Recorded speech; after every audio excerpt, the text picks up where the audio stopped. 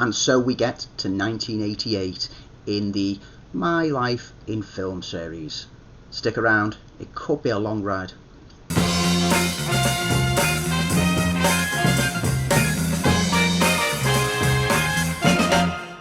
So, 1988, it was the year that I turned 15. I could legally go to a 15 rated film, which meant that there was a lot more that opened up at the cinema for me this year.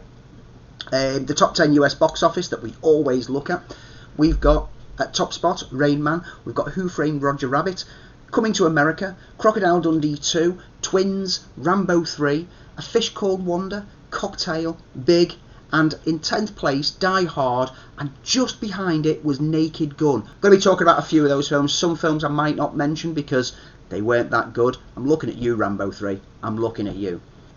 So this was the year that Batman, the Tim Burton directed movie, went into production at Pinewood. We'll be talking about Tim Burton a bit later on.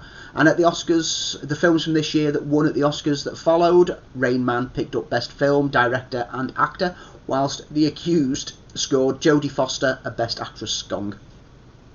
So let's get straight to the films. Let's get straight into it and jump in head first with that aforementioned film, The Accused. Now, Jodie Foster, like I said, got the Oscar for this, and no surprise when you watch this film. If you've not watched The Accused, it's a film in which Jodie Foster is a woman fighting a legal battle against the gang who she claims brutally raped her. And it really tackles the whole story in all gritty detail. That the scene of the assault itself is harrowing. The fight that she does afterwards through her legal teams and in the courtroom in order to prove these events, you would like to think that we've become better as a society after learning of how people disbelieve, and this film highlighting it, but we're in no better a situation in this day and age. Everyone should see this film just to really see what women are put through when people just don't take their claims seriously because, oh well, she was asking for it, look what she was wearing, she was drunk and flirting with everyone. And that's the kind of excuses that this film tackles. It's a marvellously powerful film, absolutely top tier. On the flip side, a heartwarming film this year was Rain Man. We got Dustin Hoffman and Tom Cruise. Now, this is one of those films that started to convince me that there was more to Tom Cruise than what... I mean, I was kind of put off Tom Cruise. I've retroactively kind of enjoyed his films, like Top Gun and Days of Thunder, but I always thought that he was just a bit of a one-dimensional character. However, in this film, in which he plays a very selfish car dealer who tries to manipulate his way into his autistic brother's life in order to gain an inheritance that's going to be left to his brother, only to learn that his brother, played ably by Dustin Hoffman, has a lot more to him than what he thought. And the significance of the title Rain Man is one of the heartbreaking moments of the film when Tom Cruise's character realises what that name actually represents. It's funny, it's witty, it's charming, and it's a grab a tissue because there's going to be wet eyes during this film. Great film, great performances from Cruise and Hoffman, well deserving of the Oscars that this film picked up. For fans of the Beatles, there's Imagine, the John Lennon story. Now, I watched this when it first got shown on TV, and it's a documentary that I've watched a few times since because I am a fan of the Beatles. If you're not a fan of the Beatles, you might get something from it, but if you're a fan of the Beatles, I mean, it's pieced together from archive footage of the Beatles as well as some of Lennon's home movies, because as everyone knows, he was well and truly documenting his own life for a substantial amount of time, and it's a must-see for anyone who's interested in the life of them. A film capturing the energy of Lennon and his relationship with Yoko and the fracturing of the band and all that aspect. Next we get to The Last Temptation of Christ. Martin Scorsese took on religion in this tale of the humble son of a carpenter who begins to see that he's the son of God. Now, this telling, which has Willem Dafoe in the lead role, you wouldn't think of Willem Dafoe as Jesus, but you know what? He pulls it off quite well. But this film caused a lot of controversy and is still banned in some places as a result, because The final act sees the now being crucified Christ tempted one last time by the devil. Hey, check out the title of the film, guys. The clue was there all along. Who shows him a vision of what his life could be if he accepts that he's not the Son of God, steps away, gets rescued from the cross, and he can settle down with Mary Magdalene and live a normal life as a man. Now, hey, it's an adaptation of the Bible, so inserting this extra bit obviously caused a lot of controversy, but it then resolves itself to have it shown that it was just a vision, it was the last temptation, but he realises that his place is to fulfil his destiny. I don't get it. I don't get why people get so het up on everything having to follow the Bible literally, especially when we know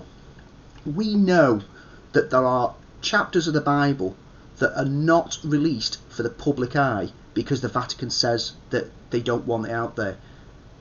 Don't take the Bible don't take the Bible as gospel. It's a really well put together film, directed ably by Scorsese, who never really lets us down when it comes to films. Even his weakest films are better than what some directors can manage to get out on their best days. That's how good Scorsese is, and there's not one of his films that I would not recommend to people to watch.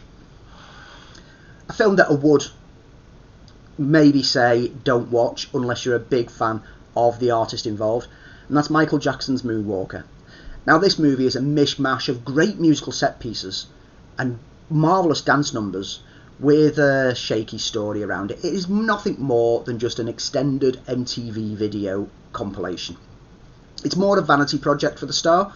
It gets a thumbs up because of the musical numbers. I do quite like Michael Jackson's work. I do have some enjoyment of his songs. But I can't recommend this as a film. I can only recommend it as a short little segments of music videos, and that's about it. Buster came out this year, which saw Phil Collins starring opposite Julie Walters in a comedy drama based upon the Great Train Robbery of 1963 in the UK. Collins plays Buster Edwards, who's one of the group behind the robbery, and the film's a charming entry. It doesn't go for the hard knock crime approach that most Cockney gangster films does. It goes into that, like, let's see what the human side of these people who did it and why they did it, and then explores that. But at the same time, it's an immediately forgettable one. Phil Collins basically proves that he shouldn't give up his day job, and if you think that if you're not a fan of his music, then maybe just don't watch this film, because his acting is worse than his music. I quite enjoyed it, but I have no intention of watching it again. Now, here's a curious one. This is a film that runs at 7% on Rotten Tomatoes. 7%. This has got to be a bad film. I know we don't take Rotten Tomatoes as the be-all, end-all, and we often do. I always say, make your own decision. But 7% usually suggests that there's not going to be a lot to love in this. But at the same time, this is a film that I've watched quite a substantial number of times. And it stars Tom Cruise, who we mentioned earlier. And this was one of the films that generally I would have disregarded him for. It's Cocktail. Yes, for some unknown reason, I've got a bit of a fondness for Cocktail. I say unknown reason, but there's probably a valid reason why this film is embedded in my head. The film, for those who don't know, it's Tom Cruise is on the charm offensive as Brian, a young business student working as a bartender in Jamaica to raise some money. There he meets Doug, played by Brian Brown, who Brian Brown is always worth watching, who serves as his mentor and challenges him to pursue a wealthy girl. However, that causes complications when his actual girlfriend finds out about this. Like I said, it's not a great film. The story's a bit but it's the fact that during my student days, I shared a house with someone who insisted pretty much every day that we watch this film. And I think it broke me. I think I'm broken inside as a result. This film lives inside my head and it's never getting out. And even though I know that it's more that I was subjected to it so much that it's embedded into my brain, when I've recently caught it on reruns, I found myself quite enjoying it. I'm broken inside. I'm absolutely broken. Anyway, let's move on. Something which I don't care if this film breaks me, I will continue to love it. Now, I've said about my love of westerns a few times. I've pointed out how much I embrace them and I love them. And this year saw one modern western come to life, and that is Young Guns.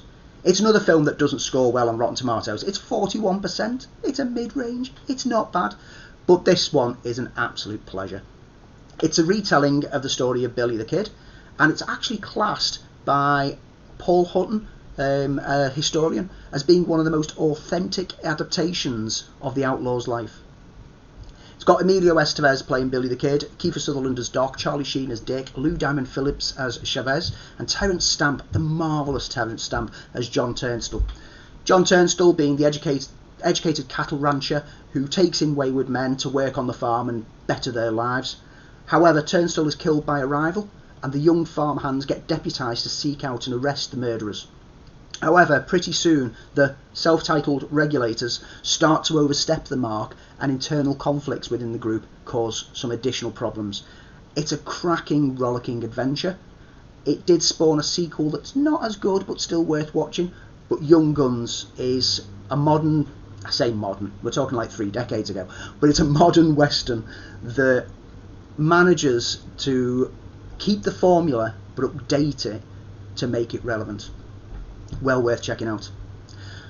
Red Heat came out this year, which saw Arnie playing Ivan Danko, a stern Russian policeman who's forced to buddy up with Jim Belushi. Not James Belushi, he'd already passed away by this point. Sadly, we're left with his brother, who's not as good, Jim Belushi, who's an arrogant Chicago detective, and they're bringing down a drug lord.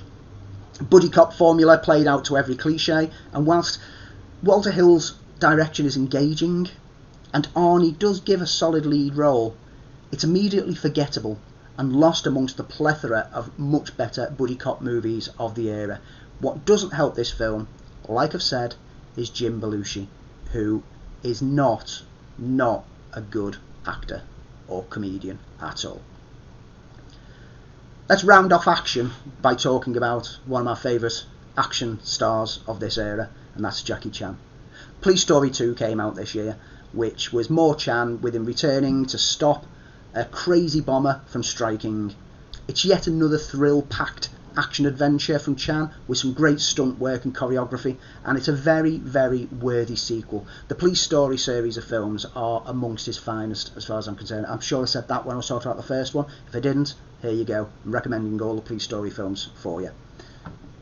Let's move on to one of the defining films in sci-fi and fantasy that came out this year, and it's also one of the most defining animations of our time, and that is Katsuhiro Otomo's Akira. Now, this film we've spoken about on the actual podcast already, so I'm not going to go into a lot of detail, just to say that this was an anime that was drawn from the manga that was still in publication and was only halfway through the story when the film went into production. And so there are differences from the film to the manga that finished after it, if that made sense. Maybe it did, maybe it didn't. But anyway, this was the film that really opened the West's eyes to what anime could be. This was the one that started a deluge of animated movies getting released from Japan with subtitles on Manga Home Entertainment. It had a video VHS range where they gave us some good, some bad, and some pure, plain, disgraceful entries. I'm looking at you, or at Sokodoji, Legend of the Overfiend. But we've covered it in more detail on the podcast, so if you want to know our full feelings behind it, get that checked out. Also this year, Alien Nation came out. James Caan and Mandy Patinkin were in a sci-fi buddy cop movie. You know when I said earlier there were better buddy cop movies? This was one of the better buddy cop movies because it plays the story of an alien civilization were seeking refuge, settled on Earth a few decades ago, and have now integrated into LA society. And James Caan is a cop who is now buddied with one of them who's become a cop, and he hates aliens. As the film progresses, obviously it's all about the clash of cultures, and it's the having to realise exactly that you're not that different to each other. This film does what sci-fi should do. this film tells a social message, because, let's be honest, it's tackling racism head on, but it's disguising it under alien makeup. This film spun off a TV series that explored the themes more, and it's currently attempting to be redeveloped for a 10-part miniseries revival. So that's something to look out for. If you've never seen the original film, it's well worth checking out. It does feel very of the era, as most sci-fis made during that era do, but it does still work because of the social message that's embedded within it, and that's good sci-fi. Horror this year saw Elm Street 4, The Dream Master. Now, the series was starting to flag again after the previous one. I mean, Dream Warriors was great, and now it was a lot more about the gimmicks of how Freddy kills than anything else. But it's still far better than the second film was, and it's still quite engaging, and it's fun. That's what I'm going to say about the Elm Street films by this point, is they still had an element of fun. I don't think there's any of the Elm Street films, except for the second, that I wouldn't say have an element of fun. The second is just a mess. Critters 2 came out this year, and for this sequel, the eggs that had been left behind that were spied at the end of the last film have now hatched, and a new wave of terror arrives for the country folk of Grover's Bend. It's more of the same. It's a fun horror comedy romp. You know what to expect. Like I've said before, the Critters series, which was one of the many ranges of small little demonic creatures trying to terrorise a neighbourhood that spun off after the effects of Gremlins, showed that people wanted that. We didn't want this much of it. The Critters are the better of that outing, and even Critters 2 is worth seeing. Hellraiser 2 came out this year. Now, let's ignore for a moment the shifting of the location from the UK to the US, because the first film was purely set in the UK. That house was in the UK. Yet this film pretty much opens up with a cop exploring that house after the events of the previous film, and that cop is definitely wearing a New York cop attire. So the whole house has been moved to the US, but we'll ignore that. We'll ignore that huge jump in continuity. We'll also ignore the fact that Clive Barker took more of a backseat. He gave some story ideas for it, but he let Peter Atkins basically write the script and polish the rest of the screenplay. Because there wasn't any reason to worry. Because this sequel expanded the mythology beautifully, in a very beautifully disturbing manner.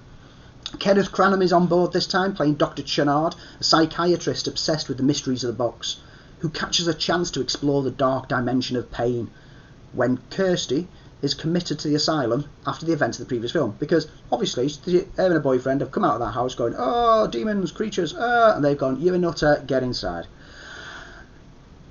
In that asylum is also Tiffany, played by Imogen Bowman, who is obsessed with puzzles and solving puzzles, and she can't escape her own inner maze, basically. And she could be the key to unlocking deeper secrets of the configuration. And so when Julia claws her way back from the grave and is after fresh skin, her and Channard hatch a plot in order to open up hell and explore its pleasures. We see more of hell in this film. We see the Cenobites given some background. We see Leviathan. We see the configuration central point that controls everything. We don't get told everything, but we have enough mythology there to really, really grow this franchise out. Do they do a good job of it on future ones? We'll get to that when we get to Hellraiser 3, Hell on Earth. As a quick side note with regard to the Hellraiser films, worth noting as well that when I was in university, a set of trading cards came out, the Hellraiser trading cards, and I am proud to say I've got the full set. And each of them has an image on the front, and on the back it has a write-up of what the image represents. And in amongst it, to do with Hellraiser Hellbound, there was this trading card. And this was all related to a deleted scene that, if you can manage to find that deleted scene, it's well worth checking out. Great film, great set of trading cards. So the Poltergeist series gave us a third film, and this was the final entry in the trilogy. Sadly, Heather O'Rourke, who played Carol Ann, passed away during the making of the film, and so some scenes saw a double put in when they came to the reshoots. And the film sees the family now living in a high-rise with relatives in Chicago, and the evil forces return. Yada yada yada, exactly the same as what we've had before. Nothing fresh, nothing original, tired formula. But it's one of those films that's it's worth seeing simply for the legacy of Heather O'Rourke and just seeing out her roles within the films. There was a remake of The Blob that came out this year. Now, the original Blob came out in 1958 and was a cheesy B-movie about a blob that just dissolved people and caused rampage in a small town. And this remake basically just does the same thing. It's a chemical experiment, goes terribly wrong, and a slimy blob-like substance spreads mayhem through the city of Arborville, California. The story is B-movie nonsense from start to finish, and the effects are shockingly fun and still actually stand up quite well. If you're a fan of the B-movie kind of approach, definitely worth seeing. There was a lot of B-movie rehash kind of inspired films that came out over like the late 80s through the 90s and into the early part of the 21st century. So we will get to talk about a few more of these as time goes on. Child's Play, the first Child's Play film, came out this year. The film sparked controversy on release, with campaigners in the US claiming it would cause children to become extremely violent, even though the film wasn't designed for them.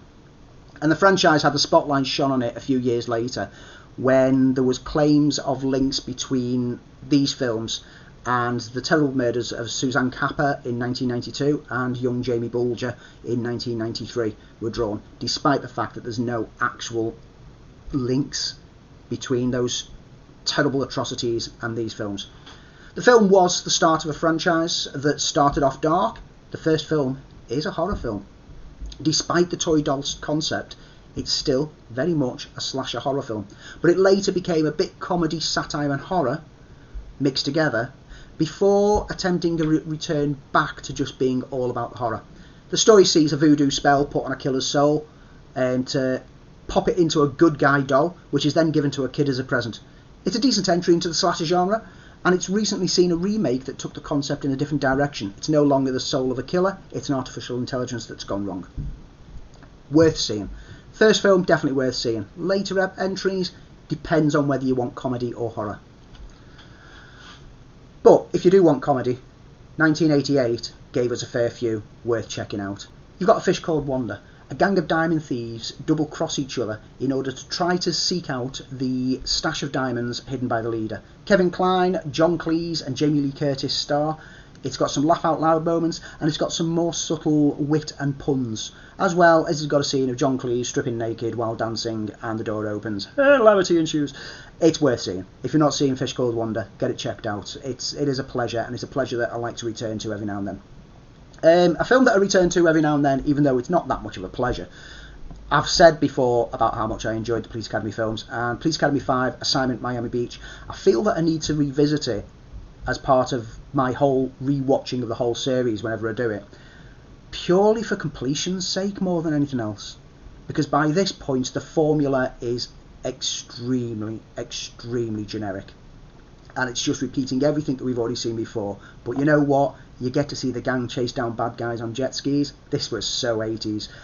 So who cares? I'm still going to have fun, and I'm still going to watch Police Academy 5. If you've never been a fan of the Police Academy series, don't bother. Do not bother. If you do quite enjoy the Police Academy series, you know what? There's still enough in this to just about carry it over. The next film, not so much. Coming to America came out this year. Eddie Murphy comedy that's getting a never asked for sequel released in like about a month's time. He plays an African prince who's been set with an arranged marriage, but he wants to find someone who will love him for who he is inside, not for all his wealth. And so him and his buddy head over to the US and pretend to just be humble people seeking employment. It's a fun comedy that also has quite a charming message, and it also sees Eddie Murphy play with the multiple role shtick that he became tiredly known for later on in his career. Yeah, he plays about 4 or 5 different roles in this, including a hilarious barbershop scene. Marvellous. Thoroughly enjoyable. We don't need a sequel. We don't need a sequel. The Adventures of Baron Munchausen came out this year. Terry Gilliam's very well-known over-budget telling of the wild tales of Baron Munchausen. It's fantastically ambitious as a film, but it never quite gets there completely. But it damn well tries. It tries its best to reach those pinnacles that it's never going to hit. John Neville is fabulous as Baron Munchausen, and there's able support from Sarah Polley and Eric Idle, who are his companions on the journey, and small memorable moments with Uma Thurman, Oliver Reed and Robin Williams, which make this a timeless fantasy adventure that just has so much ambition, and you want it to be better than what it actually is, but you won't be disappointed in spending time watching it. It's a strange curiosity of a film. It's well worth checking out. It is enjoyable, but you walk away from it thinking, kind of enjoyed it, but I wish they could have done this. You'll know what I mean if you've seen the film.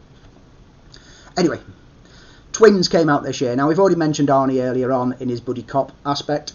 Twins was, I'd say it's the start of his decline into a more family-friendly comedy fare that started to permeate his career as we got through into the 90s. He stars alongside Danny DeVito in this film. The two of them are the product of a secret experimentation into genetics and the most unlikely twins ever.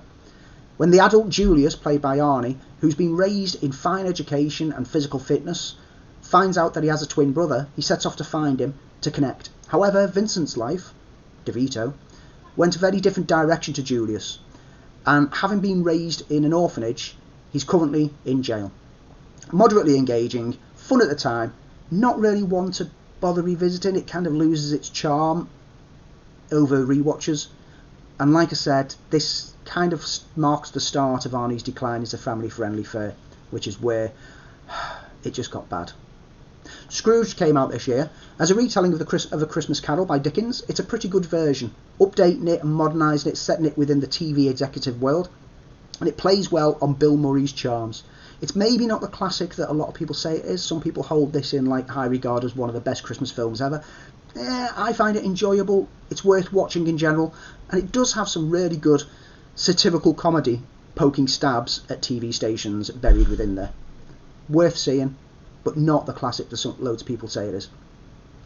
One film that is a classic, and I don't care what anyone says, is Beetlejuice. Yes, Beetlejuice, and I'm not going to say it a third time.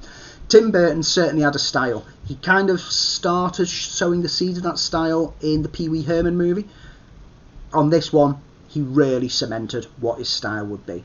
This is a crazy journey into the afterlife as seen through the eyes of the gothically influenced Burton. It feels very mashed together at times, but it works so well as a result.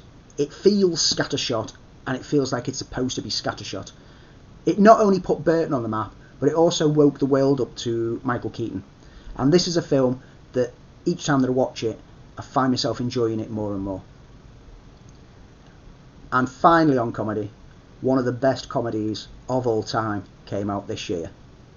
No, it's not Airplane, because we've already spoke about that way back early in 1980. No, this year, Naked Gun came out. Yes, it's the makers of Airplane, Zucker Abrams.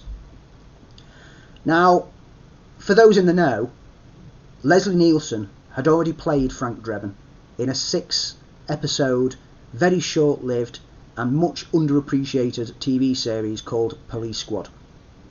And this played on all the puns that you would expect from the ZZA stable, but was played as straight as possible, as you'd also expect from Leslie Nielsen and the gang. Well, when the TV series didn't quite hit, they then repackaged the idea as The Naked Gun and gave us a comedy film outing for Frank Drebin that instantly became a hit. It was hilarious. It has background jokes, it has visible puns, it has some pratfalling comedy. You've got O.J. Simpson in there playing Nordberg, who early in the film there's a great little comic moment with him breaking onto the cabin of a boat, and everything that can go wrong goes wrong.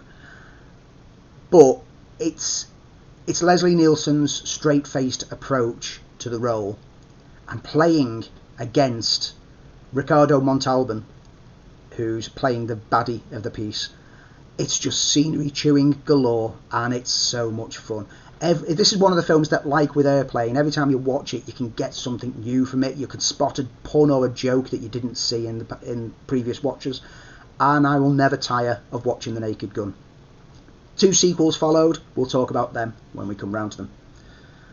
Family Fare this year saw, well, one of the most beloved of all family films, even though some of the content you have to think, is this suitable? And that's Big. Tom Hanks's charming comedy about a kid who gets his wish granted and wakes up to be an adult. It's got memorable moments that people will identify straight away.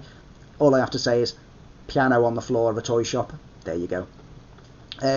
It's also got, like I say, there's some dubious aspects. I mean, the fact that he's still a child inside the man's body means that when it comes to some of the sexy love time later on, it's a bit disturbing when you think of it like that. But it not only has a charm to it, it has a heart to it, but it also has a bit of a satirical edge about the internal workings of toy design and manufacturing, in that sometimes you really need to ask the kids what they want and not just assume that you can make a toy that kids want. Great film, and definitely deserving of all the mentions that it gets on people's lists of, most beloved films, and definitely one of Tom Hanks's best films ever. Short Circuit 2.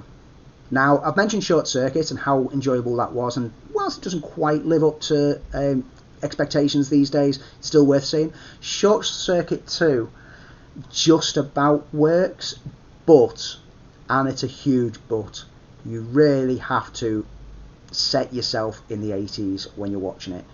There's some dubious racial choices. I mean, we live in an era where we identify that blackface and dodgy accents maybe shouldn't be tried out so much. We live in an age where the character of Apu would cause controversy. And if you look at this film and you see, well, you'll see straight away what the problem is. The film overall, Johnny Five is now carving a life for himself and finding his identity and trying to get acceptance in any way he can. In a just about watchable sequel, but it's let down by being so set in the 80s and so set in a time when we really should have known better. Yeah. So, I think that should just about wrap it up, but as always, you want to know what embarrassing things I've not watched and how I let myself down as someone who claims to love film and hasn't seen Colours. I've not seen Colours.